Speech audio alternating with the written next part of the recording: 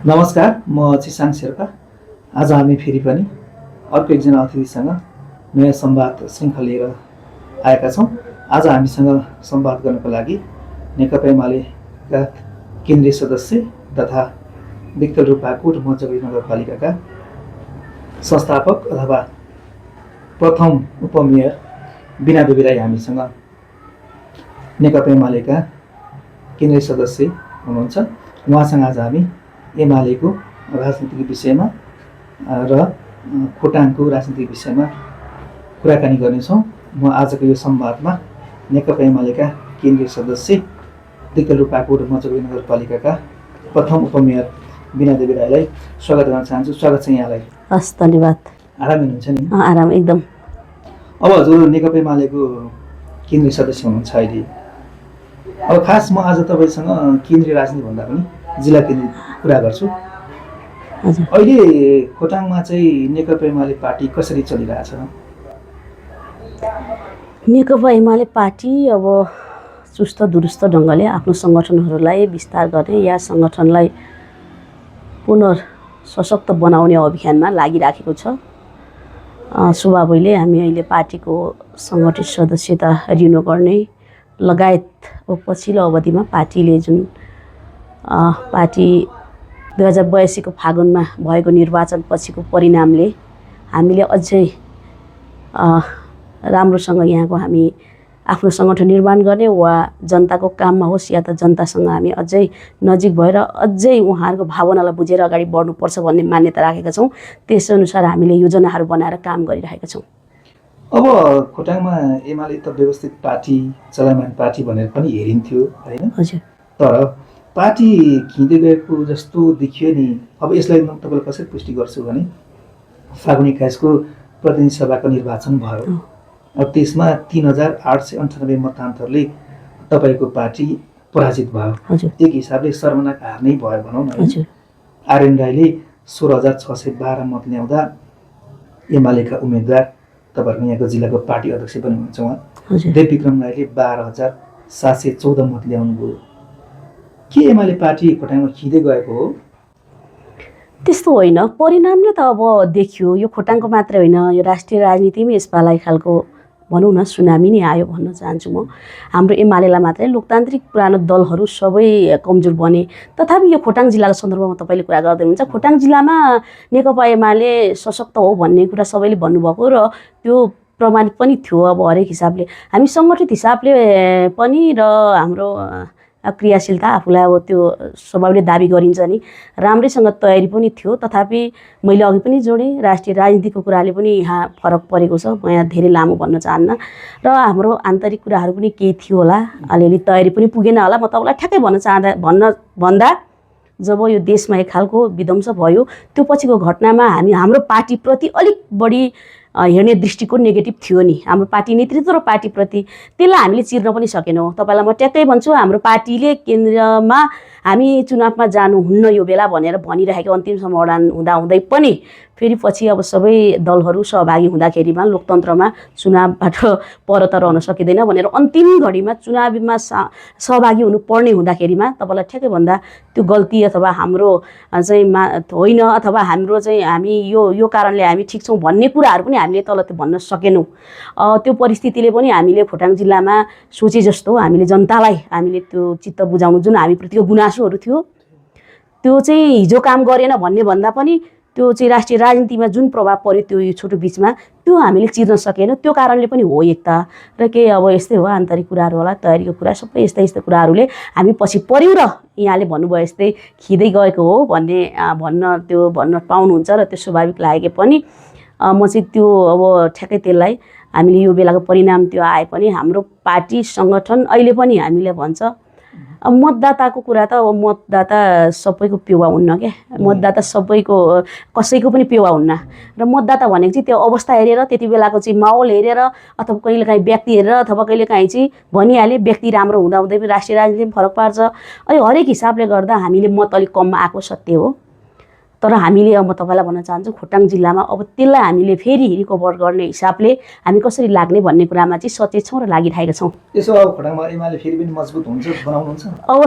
अवश्य हुन्छ। किनभने हामीले जब त्यो फागुन 21 गतिको निर्वाचनमा हामी पराजय भयौँ, भनौँ न नसोचेको हामीले चाहिँ परिकल्पना नगरेको हार बिहोर्नु पर्यो। त्यो पछि समीक्षा हुँदै हामी माथिदेखि तलसम्म समीक्षा गर्दै हामी पुनर्गठन गरेर हुन्छ कि कसरी हुन्छ पार्टीलाई सशक्त बनाउने र यो नेता कार्यकर्ताहरूको गिरेको मनोबल उच्च बनाउने र जनताहरूमा जुन खालको अब भ्रमहरू पनि थियो अथवा हामीप्रतिको अलिअलि अविश्वास पनि थियो, त्यो त पछिल्लो अवधिमा त्यसलाई चाहिँ त्यो उहाँहरू आफैले पनि बुझ्दै जानुभएको छ र हामीले पनि अब त्यस्तै खालको कार्यक्रमहरू बनाएर जनता सामु गएर कम्तीमा हामीले गरेको गल्ती छ भने हामी एक्सक्युज माग्छौँ पनि र राम्रा गरेको कुराहरू अथवा हामी भोलि गर्ने कुराहरू र उहाँहरूको आवश्यकताहरू र उहाँहरू हामी बिचमा भएको कसरी हामी अलिक टाढा भयौँ त्यो कुराहरूलाई हामीले दूरी नजिक बनाउँदै जाने र हामी फेरि पनि खोटाङ जिल्लामा पार्टीलाई सशक्त बनाउने मात्रै होइन, भोलि अघि तपाईँले भन्नुभयो जस्तै फेरि उच्च स्थानमा पुर्याउने कुरामा चाहिँ हामी प्रतिबद्धै छौँ। तर अहिले पार्टीमा चाहिँ सबै पार्टीमा मैले मात्रै कुरा गरिनँ, नेताहरूले कार्यकर्ताहरूको चाहिँ अब वास्ता नगर्ने, जब निर्वाचन आयो भोट आवश्यक पर्यो त्यो बेला चाहिँ कार्यकर्तालाई पनि बोलाउने फकाउने चलन छ नि त, देखिन्छ पनि। अब तपाईँ केन्द्रीय सदस्य हुनुहुन्छ नेकपा एमालेको, तपाईँहरूको फागुन 21 को निर्वाचन पनि त्यस्तै भएको त होइन नि? किन ढाँट्ने होइन, थोर बहुत त त्यो पनि हो। के मैले भन्न खोजेको आफै बिचमा पनि है मैले आन्तरिक पनि कति कुराहरू हामीले त्यति बेला मिलाउन सकेनौँ होला, तर अब यो ठुलो पार्टीमा कति कुराहरू सबैलाई समान ढङ्गले कार्यकर्ताहरूलाई पनि समान ढङ्गले चाहिँ भेटिरहने अथवा उहाँहरूको समस्याहरूसँग नजिक भइरहने कुराहरूमा काहीँ चुकेको छ नि पार्टी नेतृत्व नेताहरू हामी भनौँ न। अब त्यो होला, त्यही भएर मैले अघि भने जस्तै अब यो चाहिँ हाम्रो बिचमा के देख्यो भने नेता र कार्यकर्ताको बिचमा पनि अलिक दूरीहरू अलिअलि टाढो हुँदै गएको र कार्यकर्ता र तलसम्म भनौँ न नेता कार्यकर्ताको बिचमा जनतासँग पनि त्यो अलिक अलिअलि दूरी टाढो हुँदै गएको जस्तो देख्यो। तर त्यसमा फेरि अब यसमा अन्यथा कुनै नराम्रो उसले भन्दा पनि अब यस्तै हो, पार्टी सञ्चालन गर्ने सरकार सञ्चालन गर्ने भन्ने ठुलो पार्टी बनिसकेपछि अब कोही त्यो जिम्मेवारीमा हुनेहरू त्यतै अब पार्टीको जिम्मेवारी एक खालको पार्टीमा मात्रै हुने, तर अनि अलिक ठ्याक्कै कार्यकर्ताहरूले सोचे जस्तो जे अहिलेको कार्यकर्ताले अपेक्षा गरे जस्तो नेताहरूले त्यो चाहिँ भनौँ न समय दिने कुरा उहाँहरूको समस्याहरू बुझ्ने कुरामा अलिक कमजोर भएको हो कि भन्ने कुरामा त त्यो हामीलाई लागेको छ पार्टीलाई, र त्यो कुराहरूलाई हामीले कसरी फुलफिल गर्ने भन्ने कुरामा पनि छ। त्यति मात्रै होइन, कार्यकर्ता र तल जनतामा पनि अलिक टाढो भयो, किनभने अलिअलि अब ठुलो पार्टी काहीँ सरकारमा स्थानीयमा होस् या केन्द्रमा या प्रदेशमा हुने, अब त्यतिखेर कामको कुराहरूमा चाहिँ अब नजिक हुने, तर अन्य कुराहरूमा तपाईँहरूको अब उहाँहरूको समस्याहरूमा अब हामीले गर्ने प्रयास गर्दै पनि कति कुराहरूमा त्यो व्यस्तताले अनि हरेक कुराले अलिअलि टाढो भएको हो कि जस्तो पनि हामीलाई आफैलाई पनि फिल हुन्छ। मैले भन्दैछु हामीले कार्यक्रमहरू बनाउने क्रममा भन्दै अब जनताको बिचमा जाँदा हामीले त्यो कुराहरू पनि भन्ने, कार्यकर्ताको बिचमा जाँदा हामीले त्यो कुरा भन्ने, काहीँ हामी चुट्यौँ भने अलिक त हामी टुट्यौँ भने हामी अलिक टाढो हुने सम्भावना बढेको थियो भने अब कसरी हामी नजिक हुने, कसरी चाहिँ अनि फेरि त्यो अवस्थामा पुग्ने भन्ने कुराहरू चाहिँ हामीले योजना बनाएर अगाडि बढ्दैछौँ। एमालेमा पनि अब अहिले गुटबन्दी देखिन्छ। तपाईँलाई म स्मरण गराउँछु, तपाईँहरूको अहिलेको पार्टी अध्यक्ष देवविक्रम राई र त्योभन्दा अगाडिको पार्टी अध्यक्ष रामदङ्गालको अधिवेशन थियो। कतिौँ अधिवेशन थियो? आठौँ अधिवेशन।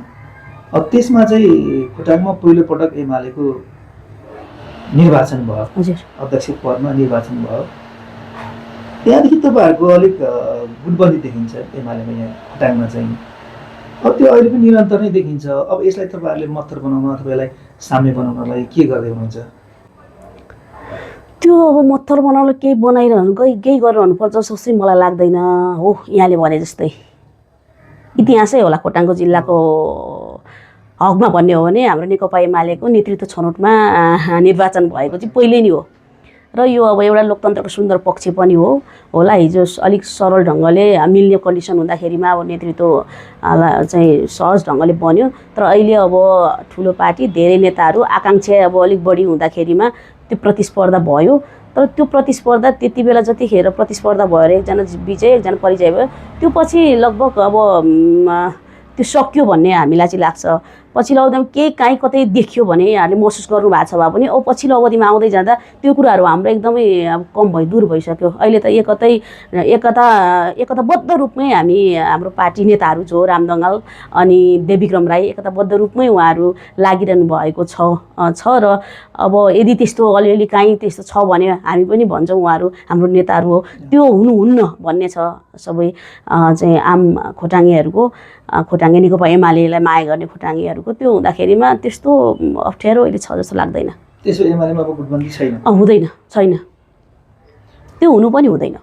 साउन 30 गते दिक्तेल नगरपालिकाको नगर कमिटी, वडा पदाधिकारी, त्यसै गरी अन्य नेताहरू 20 तपाईँको नेतृत्वमा एक दिने पार्टी मिसन जागरणको कार्यशाला गर्नुभयो जिल्ला समन्वय समितिको सभा हालमा। अब नगरमा एमालेलाई मजबुत बनाउँदै के तपाईँ मेयर पद तयारी गर्दै हुनुहुन्छ हो?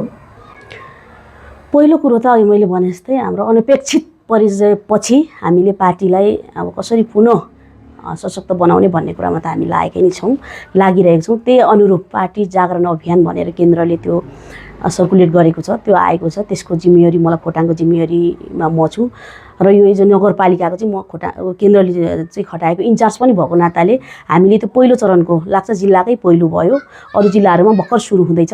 हाम्रो अस्ति यो साउनको 30 गते राम्रै एउटा क्राइटेरिया तोकेको थियौँ नगरपालिका र वडाका पदाधिकारीहरू र अगुवा नेताहरू भनेर हामीले एक दिने कार्यशाला गोष्ठी गऱ्यौँ हो। त्यो कार्यशाला गोष्ठी गर्नु भनेको चाहिँ अब हामीले जनताको माझमा अब हामी काम पनि नगरेर हामी हारेको होइन, काम पनि गरेकै छौँ अवसर पाउँदा।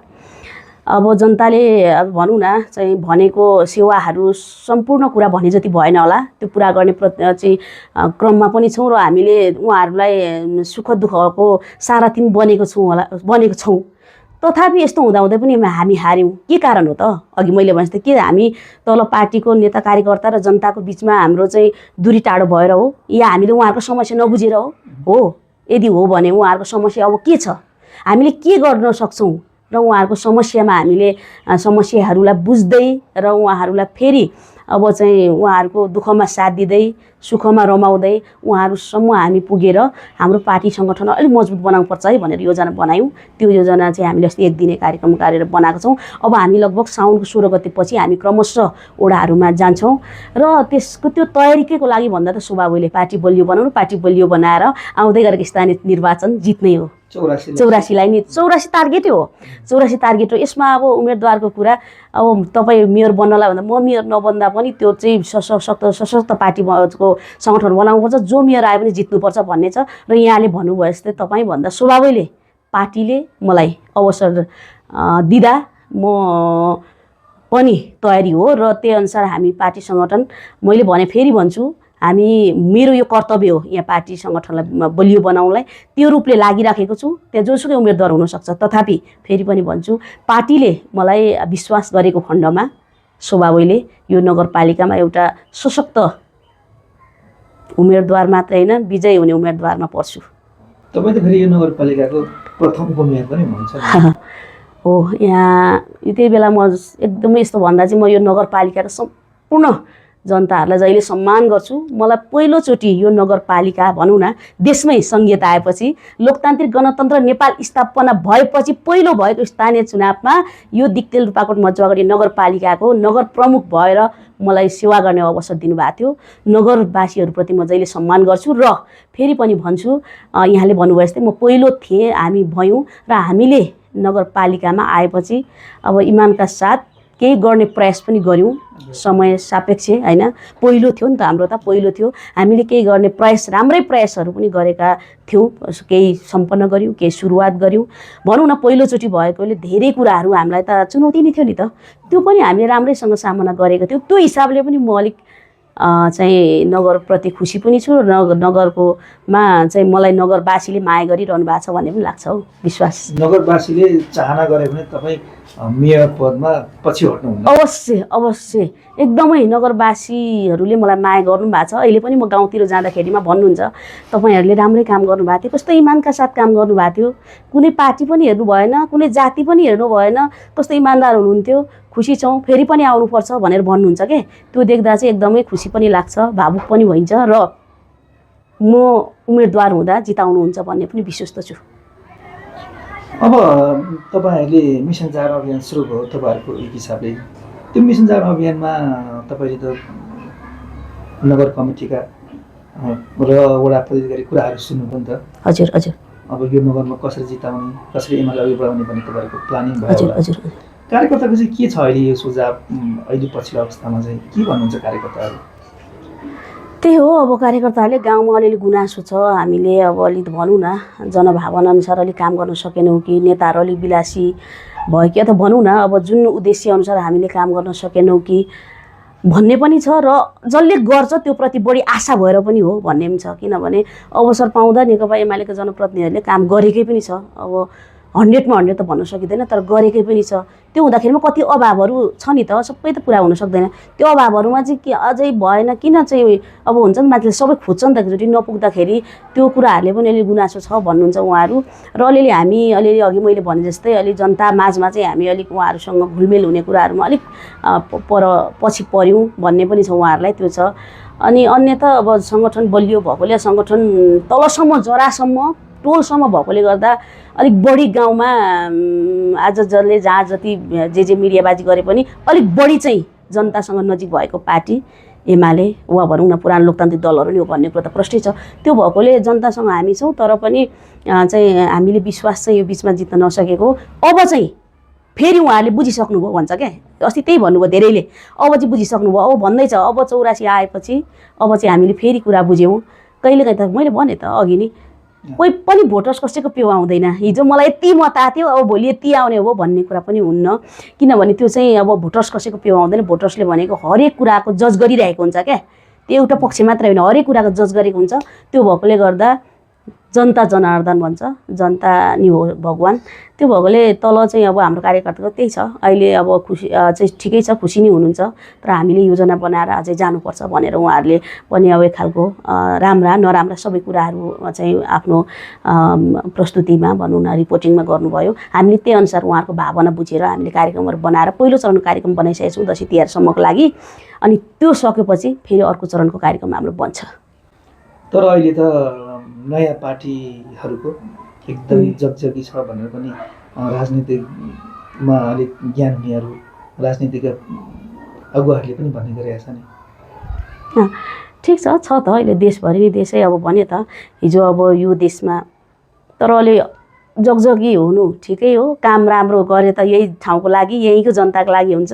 तर कति कुराहरू भ्रम पनि छ भनौँ न।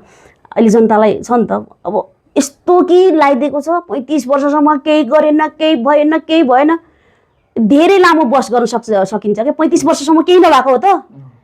हिजो हाम्रो परिस्थिति, हाम्रो अवस्था व्यवस्था कस्तो थियो, त्यो अवस्थाबाट अहिले हेर्नुहोस् सामान्य मान्छेले पनि एक खालको जीवन बिताएको हो नि त। हिजो त अब मुठ्ठीभरको मान्छे थियो क्या गाउँमा शासन गर्ने, या सहरमा भनौँ या त जिल्लामा मुठ्ठीभरको। आज हेर्नु त यो व्यवस्था, जो मान्छे त्यही व्यवस्थालाई टेकेर चाहिँ पुरानो दलहरूले ल्याएको व्यवस्थामा टेकेर त्यही माथि आफ्नो अधिकार खोजेर भनौँ न, अधिकार चाहिँ आफूलाई लागेको कुराहरू भन्न सकेर विरोधै गरेर पनि जन्मिएर ठुलो भएर यो चाहिँ सरकारै चाहिँ बहुमतको सञ्चालन हुने ठाउँमा पुगेको छ। त्यो भएकोले नयाँहरूको बिग छ नि। अब ठिक छ, यस्तै हो। अब अघि मैले भने जस्तै भोटर कसैको चाहिँ पेवा हुन्न।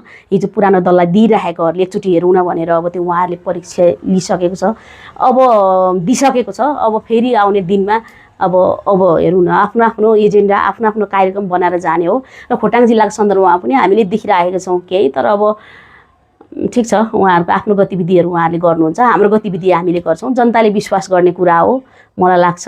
विश्वासिलो फेरि पनि हुने भनेकै यही लोकतान्त्रिक दलहरू नै हुन्छ मलाई लाग्छ। किनभने त्यो भाष्य छ नि, त्यो त चिरिन्छ नि त। 35 वर्षमा केही नभएको हो त, केही भएको छैन त। आज होइन 10 वर्ष अगाडि पनि 15-20 वर्ष अगाडि हामीले नि जिएको जीवन, गाउँको जीवन हेर्नुहोस्। मेरो बाउले, मेरो नानाले, दिदीहरूले बेलटारबाट ल्याएर बोकेर ल्याएर खुवाएको नुन, खुवाएको चामल आज हाम्रो गाउँघरको चाहिँ विकासहरू हुन त फेरि पूर्ण भएन क्या। हुनुपर्ने जति भएको छैन होला, जे जनताले अपेक्षा गर्छ त्यो जति भएको छैन। त्यति गरेको कुरामा रमाएर नबस्छ भन्न सक्नुहुन्छ अरूले, त्यो स्वाभाविक पनि हो। यसले पूरक त छैन। अब हामीले समय सापेक्ष गर्दै जाने कुराहरू त योजनाबद्ध हामी जाने नै छौँ, तर मैले तुलना गर्दा चाहिँ 35 वर्ष केही भएन भन्ने कुराहरू चाहिँ यो भ्रम छ नि, यो भ्रमहरू बिस्तारै चिर्छ अनि जनताले सत्य कुरा बुझ्छ। हुन्छ, हस्। आज हामीसँग नेकपा एमालेका केन्द्रीय सदस्य दिलरूपा कोट मझौली नगरपालिकाका प्रथम उपमेयर बिना देवी राई संवादमा हुनुहुन्थ्यो। उहाँले हामीलाई समय दिनुभयो। यहाँलाई म समयको लागि धन्यवाद दिन चाहन्छु। म पनि धेरै धेरै धन्यवाद छ चिसाङ शेर्पाजी र पवन राईजीलाई। यहाँले यो महत्त्वपूर्ण अवसर मलाई दिनुभयो, त्यसको लागि धेरै धेरै धन्यवाद। सम्पूर्णलाई अभिवादन, नमस्कार। हस्, फेरि पनि हामी अर्को श्रृङ्खलामा कुनै अर्को एकजना अतिथिसँग आउँछौँ। तबसम्मलाई हामी बिदा हुन्छौँ। नमस्कार।